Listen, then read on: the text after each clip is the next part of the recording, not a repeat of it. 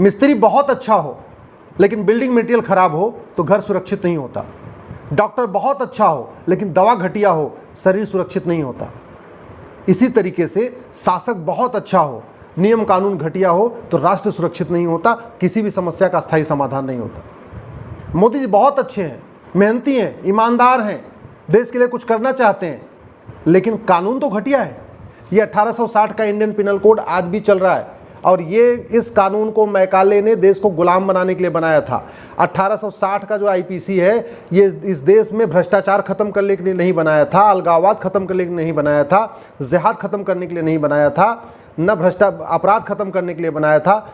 ये मैकाले ने बनाया था भारत को गुलाम बनाने के लिए और आज भी ये चल रहा है। इसीलिए कोई भी समस्या समाधान नहीं हो रहा है। 1861 का पुलिस एक्ट आज भी चल रहा है, उसको अंग्रेजों ने बनाया था इस देश को गुलाम बनाने के लिए। वो कानून आज भी चल रहा है, इसलिए पुलिस की रवैया वैसे की वैसी है। पुलिस सत्ता के अधीन है, सत्ता के इशारे पे काम करती है। सत्ता जहाँ का कहती है वहाँ पे जाके बुलडोजर चलाती है, जहाँ नहीं कहती है वहाँ चुपचाप बैठी रहती है। 1872 का एविडेंस एक्ट जो अंग्रेजों ने बनाया था वो इस देश में न्याय करने के लिए नहीं बनाया था, बल्कि इस देश के राष्ट्रभक्तों को सजा देने के लिए बनाया था। चूंकि कानून आज भी चल रहा है तो वही न्यायिक व्यवस्था है, वही कानून है, इसलिए आज भी न कश्मीर के अलगाववादियों को सजा हुई, न बंगाल में जिहादियों को सजा हुई, न केरल के चरमपंथियों को सजा हुई, और मणिपुर जल रहा है। मैं गारंटी के साथ कहता हूँ इसमें 2-4 को सजा हो जाएगी, बाकी सबको नहीं होगी। दिल्ली दंगा हुआ था, हजारों की संख्या में सिख मारे गए थे, किसी को सजा हुई क्या? बिट्टा कराटे जिसने पब्लिकली कहा था मैंने मारा है, उसको सजा हुई क्या? यासीन मलिक जिसने पब्लिकली कहा मैंने मारा है, उसको सजा हुई क्या? बंगाल में इतना बड़ा नरसंहार हुआ, किसी को सजा हुई? सिख दंगों में इतना नरसंहार हुआ सिखों का, किसी को सजा हुई? बाकी तो छोड़िए, 70,000 करोड़ का 2G घोटाला, कॉमनवेल्थ घोटाला हुआ था, किसी को आजीवन कारावास फांसी हुई। 1,76,000 करोड़ का 2G घोटाला हुआ, किसी को आजीवन कारावास फांसी हुई। 1,76,000 करोड़ का कोयला घोटाला हुआ था, किसी को आजीवन कारावास फांसी हुई। 1993 में जो बम ब्लास्ट हुआ था जिसमें बड़े बड़े पॉलिटिशियन शामिल थे, वोहरा कमेटी, आप गूगल करिएगा, वोहरा कमेटी ने बहुत साफ साफ कहा था कि बहुत सारे उसमें सांसद, विधायक, मंत्री शामिल थे जिन्होंने दाऊद की मदद किया। उनको सजा हुई क्या? वो तो पार्टी अध्यक्ष बन के बैठे हुए। इसलिए कह रहा हूं, इस देश को अगर सुरक्षित बनाना है तो सबसे पहले हमें किसानों से सीखना पड़ेगा। किसान क्या करता है? अच्छा बीज बोने के पहले जुताई करता है, गुड़ाई करता है, निराई करता है, खरपतवार की सफाई करता है। इसके बावजूद अगर खरपतवार बचता है तो उसमें पेस्टिसाइड डाल देता है।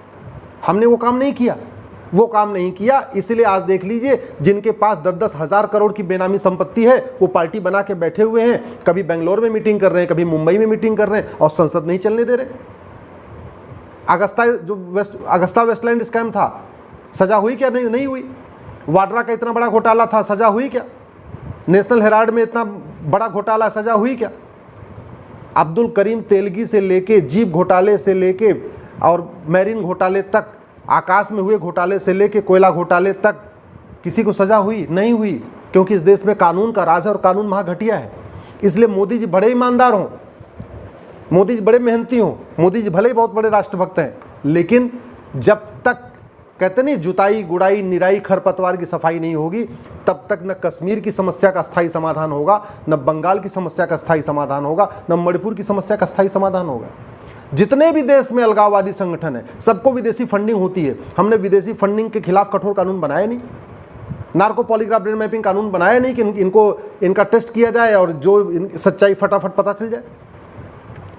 जिस देश में पुलिस व्यवस्था, न्यायिक व्यवस्था अच्छी होती है वहाँ पे भ्रष्टाचार, अपराध कम होता है। जिस देश में न्यायिक व्यवस्था, पुलिस व्यवस्था घटिया होती है उस देश में न अलगाववाद कम होता है, न कट्टरवाद कम होता है, न मजहबी उन्माद कम होता है, न जिहाद कम होता है, न धर्मांतरण कम होता है, न घुसपैठ कम होती है।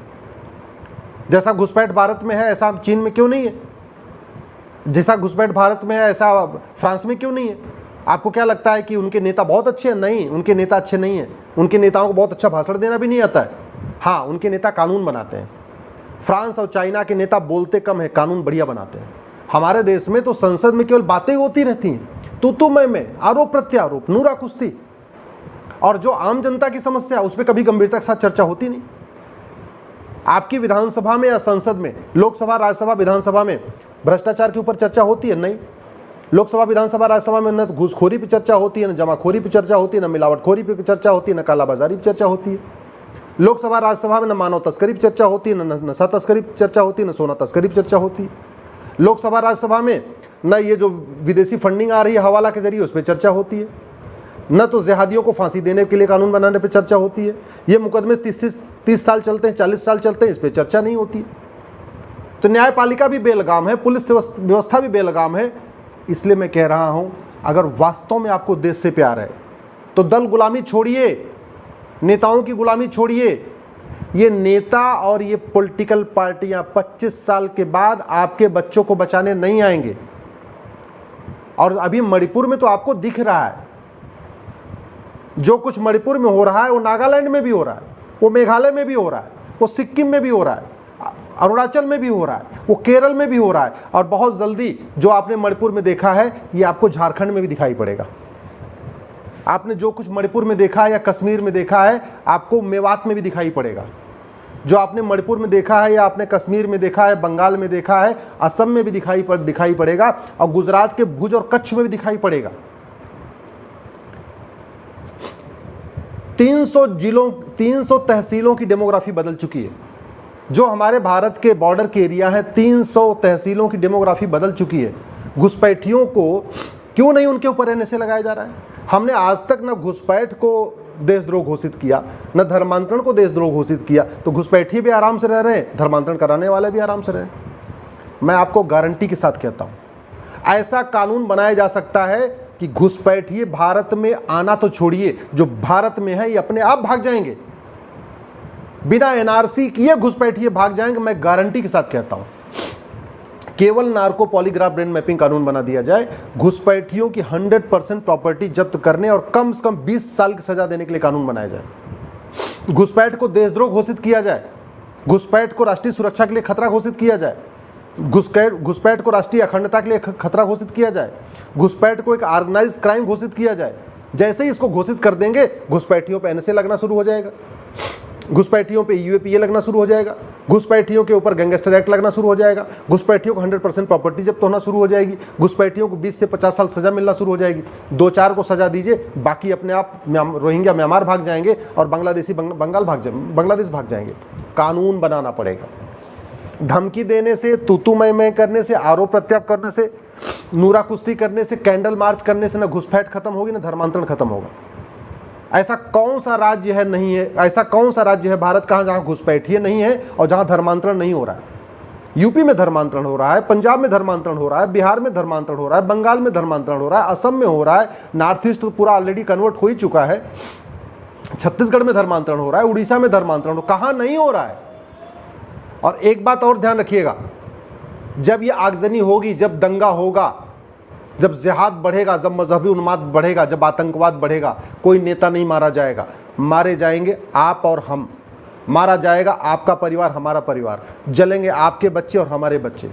इसलिए मैं फिर से कह रहा हूँ, दल गुलामी छोड़ दीजिए, कठोर कानून की मांग करिए, अपने सांसद विधायक से मिलिए और अच्छी तरीके समझ लीजिए, वर्ल्ड क्लास एयरपोर्ट बनाने से आतंकवाद, अलगाववाद खत्म नहीं होता। फ्रांस के पास वर्ल्ड क्लास एयरपोर्ट था, वर्ल्ड क्लास हाईवे था, वर्ल्ड क्लास शॉपिंग मॉल था, वर्ल्ड क्लास हॉस्पिटल है, वर्ल्ड क्लास यूनिवर्सिटी है। फ्रांस ने भी मंगलयान छोड़ा हुआ है, फ्रांस ने भी चंद्रमा पर सैटेलाइट छोड़ा हुआ है, फ्रांस यूएन का परमानेंट मेंबर भी है और फ्रांस के पास राफेल भी है। कुछ काम नहीं आया, 15 दिन जला है फ्रांस। वैसे ही भारत में देख लीजिए, वर्ल्ड क्लास इकोनॉमी है, सब कुछ है, बड़े बड़े एक्सप्रेसवे हैं, हाईवे है, मेहनती प्रधानमंत्री, मेहनती मुख्यमंत्री, ईमानदार प्रधानमंत्री, राष्ट्रभक्त प्रधानमंत्री, सबसे बड़ा संगठन, सब कुछ है, बड़े बड़े महामंडलेश्वर, बड़े बड़े नेता, कोई काम नहीं आए। कश्मीर भी जला, दिल्ली भी जला, मणिपुर भी जल रहा है, केरल भी जल रहा है, बंगाल भी जल रहा है, असम के किनारे की पूरी डेमोग्राफी बदल चुकी है, 9 राज्यों में हिंदू खत्म हो चुके हैं, 200 जिलों की डेमोग्राफी बदल चुकी है, 300 तहसीलों की डेमोग्राफी बदल चुकी है। अगर अपने बच्चों की चिंता है, भविष्य की चिंता है, अपने आने वाले टाइम में आपको लगता है कि आपकी बहन बेटियां सुरक्षित रहें, आपके नाती पोते सुरक्षित रहें, तो प्लीज़ अपने अपने सांसद से जाके मिलिए, कठोर कानून की मांग करिए। कानून बनाने की कोई लागत नहीं आती है, वर्ल्ड क्लास कानून मुफ्त में बन सकता है। इसलिए जब तक कानून नहीं बनेगा तब तक भारत का समस्याओं का स्थायी समाधान नहीं होगा।